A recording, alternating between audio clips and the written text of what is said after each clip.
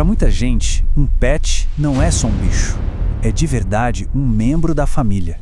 E quando esse membro da família se vai, o luto é real, é pesado. Mas e depois? O que acontece?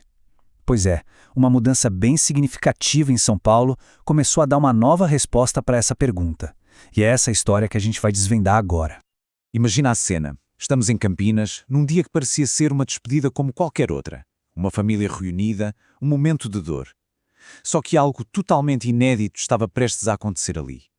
Um evento que, sem exagero, inicia uma nova era na forma como a gente enxerga nossos companheiros de quatro patas.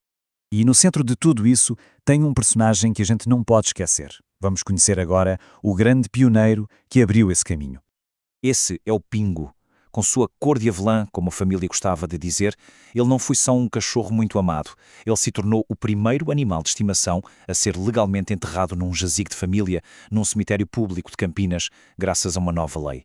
Pensa só, um momento histórico para a família dele e para tantas outras que virão. A história do Pingo emociona, claro. Mas ela levanta uma pergunta óbvia. Como assim? Que mudança foi essa que permitiu que isso acontecesse? Para a gente entender de onde veio essa permissão, a gente precisa voltar um pouquinho no tempo e conhecer outra história, igualmente marcante. Olha, essa nova realidade não surgiu do nada, não. Ela foi inspirada por uma história inacreditável de lealdade que acabou virando o nome de uma lei em todo o estado. A história por trás da lei é a do Bob.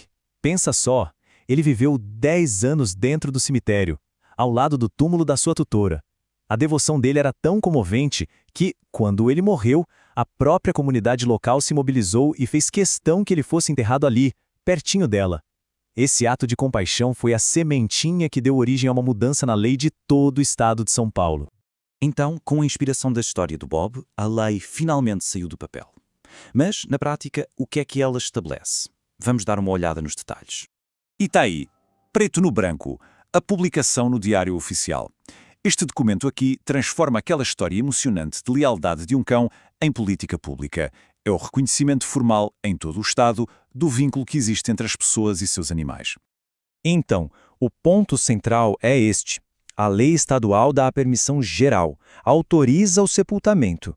Mas aí ela passa a bola para os municípios, para que cada um crie suas próprias regras detalhadas. E claro, um ponto importante, todos os custos são da família, para não gerar nenhuma despesa para os cofres públicos.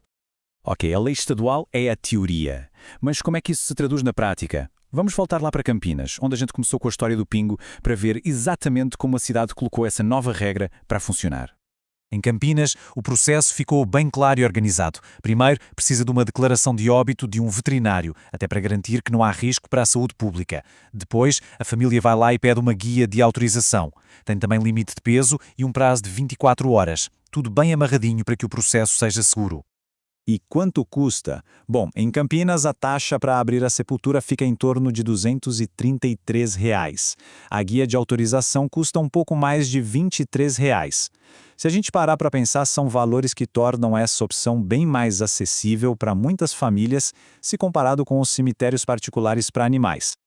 Beleza, já vimos a história, a lei, como funciona na prática. Mas vamos dar um passo atrás. Por que essa mudança toda é tão importante, afinal? Qual é o verdadeiro impacto disso? Para começar, a resposta do público foi impressionante. Numa consulta pública em Campinas, 87% das pessoas apoiaram a ideia.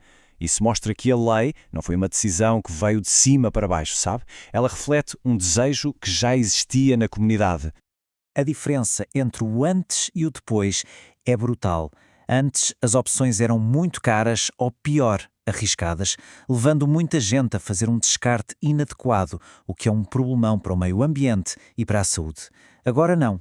Agora existe uma alternativa digna, mais acessível e principalmente regulamentada, que reconhece o lugar que os pets ocupam nas nossas vidas.